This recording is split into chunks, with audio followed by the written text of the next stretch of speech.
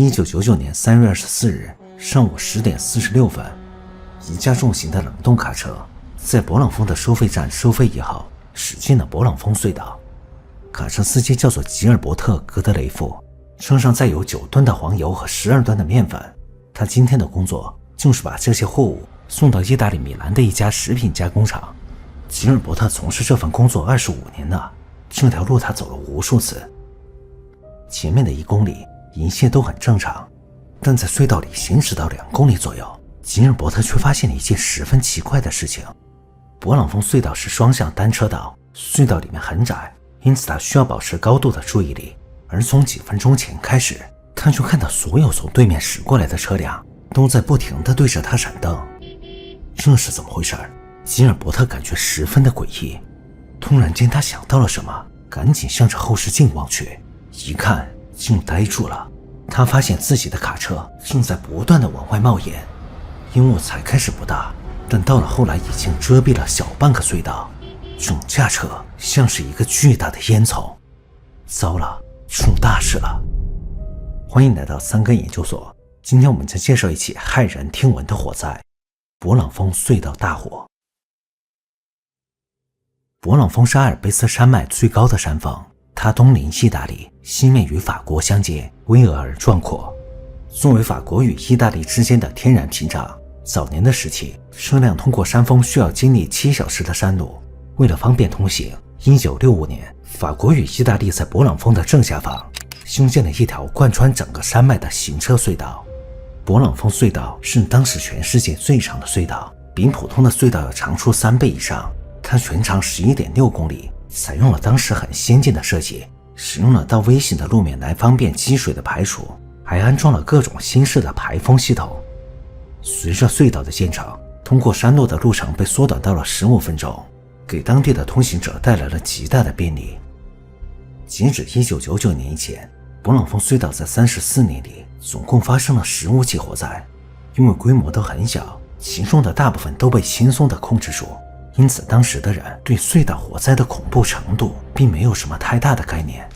然而，一场轰动全球的灾难很快就会完全改变这一切。1999年3月24日上午10点48分左右，在吉尔伯特开车进入隧道以后没多久，另一辆卡车也从法国方向进入了勃朗峰隧道，司机叫做莫里斯·勒布拉斯。正与往常一样，他也需要运输一批货物到意大利的交货点。在30年前，通过隧道是一件有些严肃的事情，车与车之间一般会保持一个固定的距离，隧道里通常都是井然有序。而今天在大概行驶到5公里时，莫里斯听到了砰的一声，然后就发现前面的车流开始明显减速了。莫里斯的车被堵在了一辆卡车的后面，前面看不到堵车的尽头，后面又有10几辆车跟了过来。车上的人都不知道发生了什么事情，所有的人都在到处张望。而且十分奇怪的是，往常如果有一边堵车，另一边都会继续通行，但在刚堵车没多久，从意大利往法国这边的车流也完全停止了。前面似乎出现了什么事情，让两边的车流都同时静止了下来。勃朗峰隧道的宽度只有7米，大车无法掉头，马路的中间又是双黄线，小车也不敢轻易的左转。等了1-2分钟，车队也完全没有松动的迹象。正当有人下车想要去看看前面的情况时，隧道里突然传出了一阵排风扇的声音，然后众人就惊骇地看见，在车队的最前端出现了一团很浓很浓的黑雾，烟雾才开始看起来很远，但人们还没反应过来，就已经铺天盖地地卷到了面前。顷刻之间，隧道里开始爆发出恐惧的尖叫，整片堵车的区域迅速被烟雾完全覆盖。大惊之下，有的车主立即开始掉头，但他们却发现车辆无论如何都没法发动啊。接下来，众人就看到烟雾里出现了一个巨大的火球，火焰从堵车的最前面朝着车辆一点一点地蔓延了过来。这是很多人最后看到的画面。3月24日上午10点55分，法国方向的一支隧道巡逻队开始最先朝着勃朗峰隧道的深处出发。1分钟以前，位于意大利一端的隧道监控中心接到了报警，有人在电话里尖叫，在22号避难所附近发生了恐怖的火灾。勃朗峰隧道每隔600米都设立了一间避难所。22号避难所属于隧道里正中心的区域，从法国方向往意大利的 6.7 公里左右。每间避难所都设置了一道防火门，能支撑起800摄氏度4小时的高温。法国的巡逻队从西面往东进入隧道，前进到隧道的2公里处，就突然看到了一阵黑雾，整个隧道顷刻间变得漆黑的一片。再往前开了一小段，他们的消防车就突然熄火了。上午11点57分，意大利的多个消防队、法国霞莫里的一支消防队、各种救护车都开始朝着隧道出发，事态开始迅速升级。勃朗峰隧道疑似发生了前所未有的火灾，一架来自意大利的消防车也从东面进入了隧道。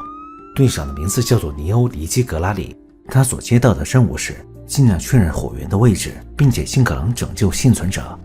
而让迪欧感到有些不安的是，他刚收到了一个消息，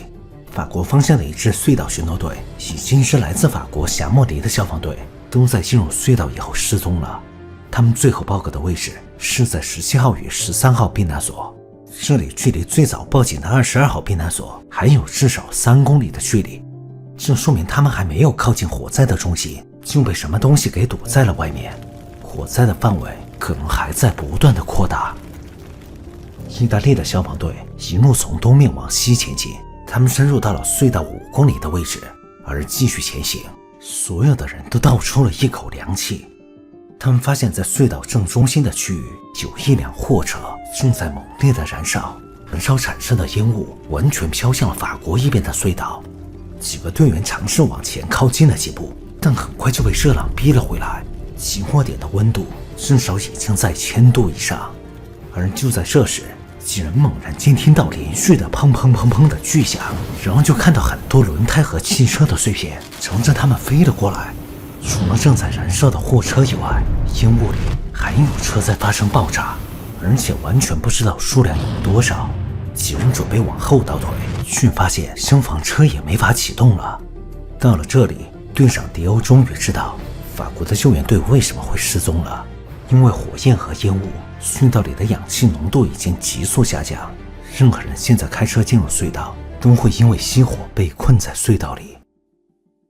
上午11点30分，火灾发生的37分钟以后，巨量的烟雾开始从法国一端喷涌而出。意法两国发动了红色警戒，调动直升机和大量的救火设备来到现场，火灾警戒上升至最高等级。通过前面进入的消防队的报告，当下可以确定起火点位于隧道的中心，疑似是有一辆卡车在隧道里发生了爆炸，但具体有多少人和车受到了影响，完全无法确定。因为火源处于隧道的深处，任何的大型设备都无法进入，车辆在接触烟雾以后也很快就会熄火。更严重的是，法国的2支消防队还有迪欧率领的意大利的消防队都因为消防车熄火被困在了13号、17号与24号避难所，消防员本身也成了需要救援的对象。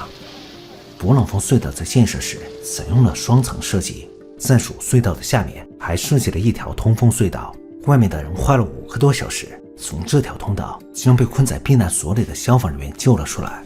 而火源中心附近的区域温度已经高达1200度，就连钢铁和瓷砖都会融化，已经无法再继续深入。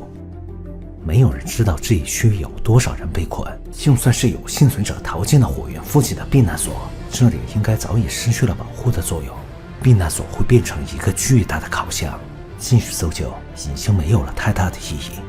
3月24日下午，两国的消防队都被迫放弃了营救。1999年3月26日，灾难发生的53小时后，勃朗峰隧道的火势逐渐降低，消防队开始重新进入隧道。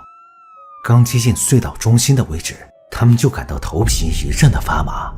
这里看上去简直就像是某个外星球，隧道里的瓷砖全部消失，就连地上的混凝土也融化了，整2公里多的区域完全变成了一片红色的焦土。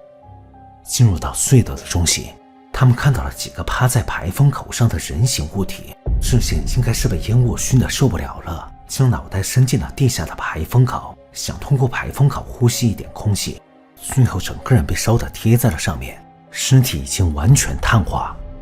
而继续往里走。他们看到了一辈子都没法忘记的场景。在隧道的中央，有一辆被烧成了铁架子的货车，货车的后面堵了接近30辆车。因为恐怖的高温，所有的车都被烧成了空架子，钢铁已经被烧软，扭曲的缠在一起，而车里面全是密密麻麻的尸体。有的母亲在后排抱着孩子，有的人连在了方向盘上。消防员还在一辆汽车的轮子下看到了几具黑色的骷髅。整个隧道的中心就像是一个大型的熔炉。在清理完现场以后，当局确定起火源正是堵在最前方的这辆冷冻货车。除了死去的1名消防员以外，他们在勃朗峰隧道里总计找到了38名死者，28辆汽车，其中的29人被困在车里死去，另外的9人在试图徒步逃生时死亡。在火灾发生的期间，从法国一端进入的通行者无一生还，而从意大利的方向进入的人中，有12名幸存者顺利逃生，被消防队救出。有的受害者逃到了22号、21号等避难所，但大火整整烧了53个小时，早已超过了避难所所承受的极限。他们被困在里面活活等死。灾难到底是怎么发生的？一起普通的火灾怎么会变成行车隧道史上最严重的灾难？为什么死者全都集中在法国的方向？专家组在燃烧卡车上方的空气滤芯里发现了少量的燃烧过的碎屑。顺着这条线索，一个骇人又离奇的真相被他们推测了出来。出事的卡车由一位叫做吉尔伯特的司机驾驶，他没有在灾难里死去，而是幸运地活了下来。3月24日上午10点46分，吉尔伯特从法国一边驾车驶出了勃朗峰收费站，而就在卡车驶入隧道以后没多久，谁也没想到的事情发生了。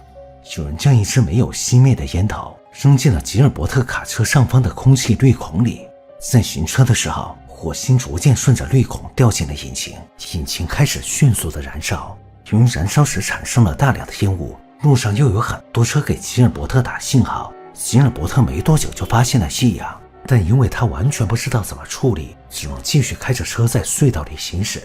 正午10点51分左右，因为燃烧的烟雾越来越大，感到害怕的吉尔伯特把卡车停了下来，打算用灭火器来灭火。然而他完全没有想到，不停下来还好，卡车在从高速的状态静止以后，迅速提升的氧气浓度立即让引擎发生了爆炸。这时卡车所处的位置正处于整个隧道的正中央，车上装满的黄油和面粉全部是高度易燃的材料，爆炸瞬间就将这些物品点燃。顷刻之间，整架卡车就化为了一个巨大的火球。听到了爆炸声，吉尔伯特被吓得赶紧朝意大利的方向逃离，在此后被经过的消防队救下，而堵在他车后的人就没有这么幸运了。勃朗峰隧道在法国和意大利的两端都各有一个监控中心。在卡车开进隧道后不久，大约10点50分左右，法国的控制室就接到了多次的烟雾报警，但工作人员以为是尾气，就没有采取任何的措施。而意大利一端的监控室直接就把报警器给关掉了。两边的监控里也拍到了到处都是烟雾的画面，可他们也完全没看到。直到10点55分，意大利的控制室接到了有人从22号避难所打来的求救电话，他们才发现了大事不妙。由于周边的监视器完全被黑雾笼罩，工作人员无法确定起火源，只能赶紧通知了法国一侧，关闭了两端的收费口，禁止新的车辆进入。然而此时整个隧道里已经进入了大约40辆车，其中法国的方向有9辆客车，18辆大货车，全都堵在了吉尔伯特的货车后面。因为缺少经验，意大利一方的工作人员担心隧道里的人缺氧，就打开了通风按钮，往隧道里送了一些空气。然而急速增加的氧气使密闭的隧道瞬间变成了一只巨大的高压锅，货车上的易燃物在很短的时间里就产生出了相当于3万公升汽油燃烧的热量。新进入的空气也把风完全吹向了法国的方向，堵在货车后面的车迅速就被引燃，巨量的烟雾也很快将后面所有的车吞没。感到事情不对的人们赶紧开始掉头，可一切已经来不及了。因为烟雾里的一氧化碳含量急速上升，导致了所有的车辆发动机熄火。烟雾的扩张速度高达每小时16公里，没有了逃生工具，正常人根本无法从隧道里逃脱。留在车上的人很多昏死了过去，有的人向外徒步逃跑，但最远的一个人也只能逃出500米就被烟雾熏倒在地。而最惨的就是那些拼了命逃到了避难所的人。53个小时的火灾，1000度的高温，最终把他们困在里面，慢慢蒸熟。勃朗峰隧道大火是意法两国一个极大的伤痛，无论是心理上还是经济上，灾难都带来了巨大的影响。意法两国的政府在事后进行了详细的反思和总结，他们认为造成事故的原因有很多，主要包括了隧道本身的防火能力缺陷，对隧道的监控管理不善，无法引导乘客逃生等等。但其中最夸张的就是在隧道建成的34年里，隧道里竟然只做过一次很简单的消防演习。从隧道公司到消防队完全没有应对隧道火灾的经验，因此才会出现工作人员在火灾时开启了排风系统，最终导致火灾迅速蔓延的可怕后果。事实上，在隧道里的人听到排风扇声音的那一刻，他们就已经不可能生还了。排除人为失误，事故里的很多消防员都表现出了可贵的勇气。很多的消防队员多次尝试冲进火场里救人，但最后都被高温和烟雾逼毁。因为设备不足，一位叫做乔的消防队长在数次尝试进入火场以后死于烟雾中毒。另外，在接近中心的一间避难所里，救援队还发现了2具尸体，他们分别是法国的卡车司机莫里斯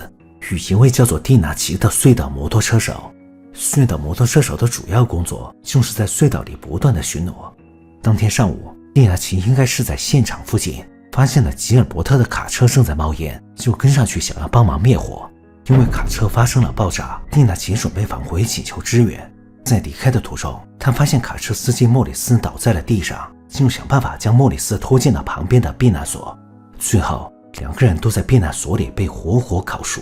消防员后来在隧道里发现了蒂纳奇的摩托车，这辆车已经完全融化。2005年，包括隧道的保安负责人、运营隧道的前总裁、安全负责人在内的12人被以过失杀人罪分别判处了2个月缓刑到半年不等的监禁。卡车司机吉尔伯特被判处了4个月的缓刑。隧道公司向受害者的家属总共赔付了1750万美元。在灾难发生的3年以后，勃朗峰隧道进行了全面的改造与重建。隧道在中央设立了一个急救站，设置了醒目的逃生通道，意法两端均建立了安全检查站点与全新的热源检测设备。这场火灾为后续的隧道防火规范带来了重大的意义。2001年，在隧道的一旁，人们修建了一座纪念碑，碑上做了39根标识，来纪念在事故里的39位罹难者。这些罹难者在生前最后的时光到底是怎么度过的，依旧存在一定的争议。主流的推测是大部分人都因为吸入烟雾而昏迷，但有的消防员称他们在车轮下发现了被烧黑的骷髅，这说明现场可能比想象的要更加的混乱。在无法逃离的黑暗里，面对一个逐渐升温的熔炉，他们当时所面对的事情恐怕很难去想象。对我们多数人来说，隧道火灾都是可能遭遇的事情。从勃朗峰的隧道大火就能看出，一旦遭遇了这样的事件，留给我们的反应时间可能会非常短。如果你在隧道里遭遇了火灾，最好是立即朝着火势和烟雾流动相反的方向撤离，不要轻易的去越过起火点。如果车辆已经无法发动，那么隧道附近大多都会设有安全出口，寻找这些地方进行撤离可能是唯一的逃生途径。希望我们都能从这起灾难里学到教训，尽量去帮助身边的人远离危险。因为有时候，生死真的只在一念之间。